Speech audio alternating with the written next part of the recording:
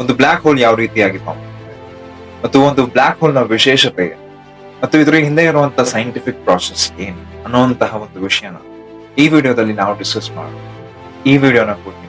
Block hole ಒಂದು ನಕ್ಷತ್ರದಿಂದ form. ಈ ವಿಷಯ ನಿಮ್ಗೆ ಗೊತ್ತಿಲ್ಲ ಅಂತಂದ್ರೆ ಏನೂ ತೊಂದರೆ ಇಲ್ಲ, ಯಾಕಂದ್ರೆ ನನಗೂ ಗೊತ್ತಾಗಿದ್ದು ರೀಸೆಂಟ್. ಒಂದು ಬ್ಲಾಕ್ ಹೋಲ್ ಫಾರ್ಮ್ ಆಗೋದು ಒಂದು ನಕ್ಷತ್ರದಿಂದ. ಫಾರ್ ಎಕ್ಸಾಂಪಲ್ ಸೂರ್ಯ ಕೂಡ ಒಂದು ನಕ್ಷತ್ರ. ಸೊ ಈ ಬ್ಲಾಕ್ ಹೋಲ್ ನ ಫಾರ್ಮೇಶನ್ ಹಿಂದೆ ಇರುವಂತಹ ಒಂದು ಪ್ರಾಸೆಸ್ ಏನು ಅಂತ, ಒಂದು ನಕ್ಷತ್ರಕ್ಕೆ ಎರಡು ರೀತಿಯಾದಂತಹ ಫೋರ್ಸ್ಗಳು ಅಥವಾ ಫೋರ್ಸ್ ಅಂತ ಕರೀತೀವಿ. ಒಂದು ಇಂಟರ್ನಲ್ ಗ್ರಾವಿಟೇಷನಲ್ ಪುಲ್ ಅಂತ ಕರೀತೀವಿ. ಗ್ರಾವಿಟೇಷನಲ್ ಪವರ್ ಜೊತೆಗೆ ಗ್ರಾವಿಟೇಷನಲ್ ಫೋರ್ಸ್ ಜೊತೆಗೆ ಇನ್ನೂ ಒಂದು ಫೋರ್ಸ್ ಇರುತ್ತೆ. ಆ ಫೋರ್ಸ್ ಅನ್ನ ನಾವೇನಂತ ಕರಿತೀವಿ? ರೇಡಿಯೇಷನ್ ಪ್ರೆಷರ್ ಅಂತ. ಈ ನಕ್ಷತ್ರದ ಒಳಗಡೆ ಇರುವಂತಹ ರೇಡಿಯೇಷನ್ ಪ್ರೆಷರ್ ಏನ್ ಮಾಡ್ತಾರೆ, ಗ್ರಾವಿಟಿಗೆ ಕಂಪ್ಲೀಟ್ ಆಗಿ ಆಪೋಸಿಟ್ ಆಗಿ ವರ್ಕ್ ಮಾಡ್ತಾರೆ. ಸೊ ಈ ಎರಡು ಫೋರ್ಸ್ ಆಪೋಸಿಟ್ ಇರುವಂತಹ ಕಾರಣದಿಂದ ಏನಾಗುತ್ತೆ ಅಂತಂದ್ರೆ ಈ ನಕ್ಷತ್ರ ಕಂಪ್ಲೀಟ್ ಆಗಿ ಬ್ಯಾಲೆನ್ಸ್ ಆಗಿರುತ್ತೆ, ಅಥವಾ ಈ ನಕ್ಷತ್ರ ಯಾವುದೇ ರೀತಿಯಾದಂತಹ ಸಂತುಲನವನ್ನ ಕಳ್ಕೊಳ್ಳುತ್ತೆ. ಈ ಸಂತುಲನವನ್ನ ಕಳ್ಕೊಂಡಿಲ್ಲ ಅಂತ ಈ ನಕ್ಷತ್ರ ಕಂಪ್ಲೀಟ್ ಆಗಿ ಸ್ಟೇಬಲ್ ಆಗುತ್ತೆ.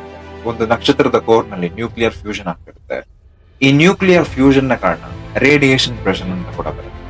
ಈ ರೇಡಿಯೇಷನ್ ಪ್ರೆಷರ್ ಇಂದ ಗ್ರಾವಿಟಿ ಮತ್ತು ರೇಡಿಯೇಷನ್ ಪ್ರೆಷರ್ ಎರಡು ಆಪೋಸಿಟ್ ಆಗಿ ವರ್ಕ್ ಮಾಡ್ತಿರೋಂತ ಕಾರಣ ಆ ನಕ್ಷತ್ರ ಅಷ್ಟು ಕಂಪ್ಲೀಟ್ ಆಗಿ ಸ್ಟೇಬಲ್ ಆಗಿದೆ. ನಿಮ್ಗೆ ಗೊತ್ತಿರ್ಬೋದು, ಎಲ್ಲಾ ಒಂದು ಪರ್ಟಿಕ್ಯುಲರ್ ಪ್ರಾಸೆಸ್ಗೆ ಒಂದು ಎಂಡ್ ಇರುತ್ತೆ. ಹಾಗೆ ಈ ನ್ಯೂಕ್ಲಿಯರ್ ಫ್ಯೂಷನ್ ಅನ್ನುವಂತ ಒಂದು ಪ್ರಾಸೆಸ್, ನ್ಯೂಕ್ಲಿಯರ್ ಫ್ಯೂಷನ್ ಅಂತಂದ್ರೆ ಏನು ಅಂತಂದ್ರೆ ಒಂದು ಹೈಡ್ರೋಜನ್ ಮತ್ತು ಇನ್ನೊಂದು ಹೈಡ್ರೋಜನ್ ಎರಡು ಸೇರಿ ಹೀಲಿಯಂ ಆಗುವಂತ ಪ್ರಾಸೆಸ್ ನ್ಯೂಕ್ಲಿಯರ್ ಫ್ಯೂಷನ್ ಅಂತ ಕರಿತೀವಿ. ಅಥವಾ ಇನ್ನೂ ಸಿಂಪಲ್ ಆಗಿ ನಿಮ್ಗೆ ಎಕ್ಸ್ಪ್ಲೇನ್ ಮಾಡ್ಬೇಕು ಅಂತಂದ್ರೆ ಒಂದು ಆಟಮ್ ಮತ್ತು ಇನ್ನೊಂದು ಆಟಮ್ ಎರಡು ಜೋಡಣೆ ಆಗಿ ಆಗುವಂತ ಪ್ರಾಸೆಸ್ ನ ನ್ಯೂಕ್ಲಿಯರ್ ಫ್ಯೂಷನ್ ಅಂತ. ಸೊ ಈ ನ್ಯೂಕ್ಲಿಯರ್ ಫ್ಯೂಷನ್ ಆಗುವಂತಹ ಈ ಒಂದು ಪ್ರಕ್ರಿಯೆ ಯಾವುದೋ ಒಂದು ಸಮಯದಲ್ಲಿ ಕಮ್ಮಿ ಆಗುವಂತಹ ಒಂದು ಪ್ರಾಸೆಸ್ ಕೂಡ. ಆದ್ರೆ ಇಲ್ಲಿರುವಂತ ಕ್ಯಾಚ್ ಏನು ಅಂತಂದ್ರೆ ಗ್ರಾವಿಟೇಷನಲ್ ಪವರ್ ಆ ಪರ್ಟಿಕ್ಯುಲರ್ ನಕ್ಷತ್ರದಲ್ಲಿ ಅಥವಾ ಆ ನಕ್ಷತ್ರದಲ್ಲಿ ಎಷ್ಟಿರುತ್ತೋ ಅಷ್ಟೇ ಇರುತ್ತೆ. ಅದು ಯಾವುದೇ ರೀತಿಯಾಗಿ ಕಮ್ಮಿ ಕೂಡ ಆಗೋದಿಲ್ಲ, ಜಾಸ್ತಿ ಕೂಡ ಆಗೋದಿಲ್ಲ. ಆದ್ರೆ ಗ್ರಾವಿಟೇಷನಲ್ ಪವರ್ ಎಷ್ಟು ಸ್ಟ್ರಾಂಗ್ ಇರುತ್ತೆ ಅಂತಂದ್ರೆ ಆ ರೇಡಿಯೇಷನ್ ಪ್ರೆಷರ್ ಕಮ್ಮಿ ಆಗ್ತದಂತೆ ಆ ಅಷ್ಟು ಉಳಿದಿರುವಂತಹ ಸರ್ಫೇಸ್ ನಲ್ಲಿರುವಂತಹ ಅಷ್ಟು ಆಟಮ್ಸ್ ನ ತನ್ನತ್ತ ಸೆಳೆಯೋಕೆ ಶುರು ಮಾಡುತ್ತೆ.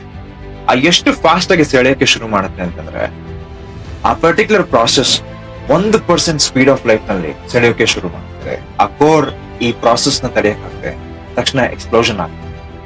ಈ ಎಕ್ಸ್ಪ್ಲೋಷನ್ ಆಗುವಂತಹ ಪ್ರಾಸೆಸ್ ನ ನಾವೇನಂತ ಕರಿತೀವಿ? ಸೂಪರ್ ನೋವಾ. ತನ್ನ ಕೋರ್ ನಲ್ಲಿ ಇರುವಂತಹ ನ್ಯೂಕ್ಲಿಯರ್ ಫ್ಯೂಷನ್ ಎಕ್ಸಾಸ್ಟ್ ಆಗಿ ಅಥವಾ ನ್ಯೂಕ್ಲಿಯರ್ ಎನರ್ಜಿ ಎಕ್ಸಾಸ್ಟ್ ಆಗಿ ನನ್ನ ಅಷ್ಟು ನ್ಯೂಕ್ಲಿಯರ್ ಪವರ್ ನ ಕಡಿಮೆ ಮಾಡಿ ಈ ಸೂಪರ್ ನೋವಾ ಆದ್ಮೇಲೆ ಉಳಿದಿರುವಂತಹ ನಕ್ಷತ್ರದ ಭಾಗ ಅಕಸ್ಮಾತ್ 20 ಸೋಲಾರ್ ಮಾಸ್ ಗಳಿಗಿಂತ ಕಡಿಮೆ ಇದೆ. ಒಂದು ಸೋಲಾರ್ ಮಾಸ್ ಏನು ಅಂತಂದ್ರೆ ನಮ್ಮ ಸೂರ್ಯನ ಮಾಸ್. ನಮ್ಮ ಸೂರ್ಯನ ಮಾಸ್ ನ ಒಂದು ಸೋಲಾರ್ ಮಾಸ್ ಅಂತ ಕರಿತೀವಿ. ಹಾಗೆ ಈ ಉಳಿದಿರುವಂತಹ ನಕ್ಷತ್ರದ ಭಾಗ ಏನಾದ್ರೂ 20 ಸೋಲಾರ್ ಮಾಸ್ ಗಳಿಗಿಂತ ಕಡಿಮೆ, ಇದು ಕಂಪ್ಲೀಟ್ ಆಗಿ ನ್ಯೂಟ್ರಾನ್ ಸ್ಟಾರ್ ಆಗಿ ಗೊತ್ತಾಗ್ತದೆ. ನ್ಯೂಟ್ರಾನ್ ಸ್ಟಾರ್ ನ ಸ್ಪೆಷಾಲಿಟಿ ಏನು ಅಂತ ಇನ್ನೊಂದು ವಿಡಿಯೋದಲ್ಲಿ. ಹಾಗೆ ಅಕಸ್ಮಾತ್ ಏನಾದ್ರು ಈ ಕಂಪ್ಲೀಟ್ ಮಾಸ್ ಏನಿದೆ ಉಳಿದಿರುವಂತಹ ನಕ್ಷತ್ರದ ಭಾಗ ಏನಿದೆ ಅದೇನಾದ್ರೂ 20 ಸೋಲಾರ್ ಮಾಸ್ ಗಳಿಗಿಂತ ಜಾಸ್ತಿ, ಅಥವಾ ಇದೇನಾದ್ರೂ 20 ಸೋಲಾರ್ ಮಾಸ್ ಗಳಿಗಿಂತ ಅತಿ ಹೆಚ್ಚು ಇದೆ, ಆ ಸಮಯದಲ್ಲಿ ನಮ್ಗೆ ಸಿಗುವಂತ ವಸ್ತು ಯಾವುದು? ಸೊ ಈ ಬ್ಲಾಕ್ ಹೋಲ್ ನ ವಿಶೇಷತೆ ಏನು? ಇದು ತನ್ನ ಸುತ್ತಮುತ್ತ ಇರುವಂತಹ ಅಷ್ಟು ವಸ್ತುಗಳನ್ನ ತನ್ನತ್ತ ಸೆಳೆಯುತ್ತೆ.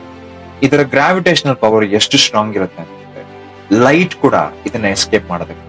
ಲೈಟ್ ಅಷ್ಟು ಫಾಸ್ಟ್ ಆಗಿ ಟ್ರಾವೆಲ್ ಮಾಡುವಂತಹ ಇನ್ನೊಂದು ವಸ್ತು ಇಡೀ ಯೂನಿವರ್ಸ್. ಸೊ ಇದನ್ನ ಕೂಡ ಮೀರಿ ಅದರ ಗ್ರಾವಿಟೇಷನಲ್ ಪವರ್ ಎಷ್ಟು ಸ್ಟ್ರಾಂಗ್ ಇರುತ್ತೆ ಅಂತಂದ್ರೆ ಆ ಲೈಟ್ ನ ಕೂಡ ಇದು ಎಸ್ಕೇಪ್ ಮಾಡೋದು. ಸೊ ಇದು ಬ್ಲಾಕ್ ಹೋಲ್ ಮತ್ತು ಇದು ಬ್ಲಾಕ್ ಹೋಲ್ ಹೋಗೋದಕ್ಕಿಂತ ಮುಂಚೆ, ಈ ಬ್ಲಾಕ್ ಹೋಲ್ ನ ಕಂಡುಹಿಡಿಯೋಕ್ಕಿಂತ ಮುಂಚೆ ನಮ್ಗೆ ಬ್ಲಾಕ್ ಹೋಲ್ ನ ಐಡಿಯಾ ಯಾವ ತರ ಸಿಗುತ್ತೆ?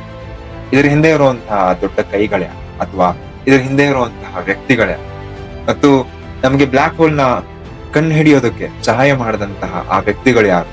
ಈ ಪರ್ಟಿಕ್ಯುಲರ್ ವಿಷಯದ ಬಗ್ಗೆ ನಿಮಗೆ ಗೊತ್ತಾಗ್ಬೇಕು ಅಂತಂದ್ರೆ ಈ ವಿಡಿಯೋನ ಸಬ್ಸ್ಕ್ರೈಬ್ ಮಾಡಿ, ಮತ್ತು ಇಷ್ಟ ಆದರೆ ಲೈಕ್ ಮಾಡಿ, ಶೇರ್ ಮಾಡಿ ಮತ್ತು ಕಾಮೆಂಟ್ ಮಾಡಿ. ಧನ್ಯವಾದ.